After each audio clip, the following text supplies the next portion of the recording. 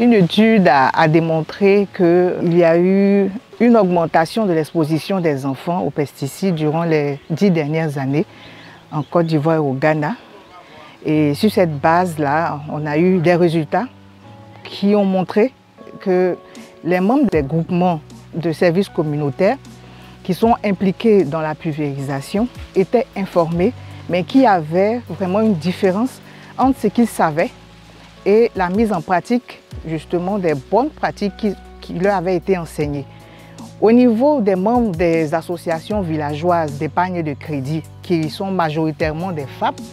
elles n'avaient pas les informations. Alors la Fondation ICI a mis en place ce projet-là en ciblant ces deux groupes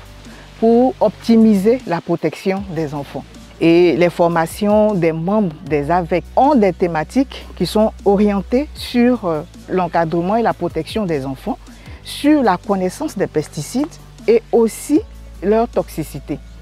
Et donc pour elles, elles ont appris en plus où stocker les produits. Les membres des GSC sont aussi ciblés parce qu'à l'intérieur de ces groupes,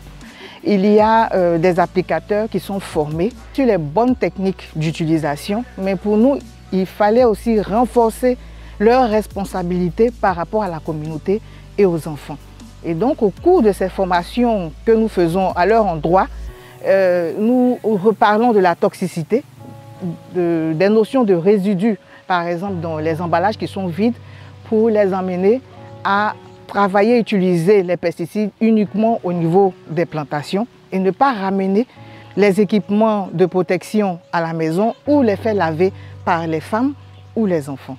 Qu'on soit de l'association villageoise d'épargne et de crédit ou du groupement de services communautaires, chacun a un rôle pour pouvoir optimiser la protection des enfants. En plus d'apprendre les bonnes pratiques, nous avons équipé les membres des GSC en équipement de protection individuelle, en certains équipements pour le défrichage afin que de mieux en mieux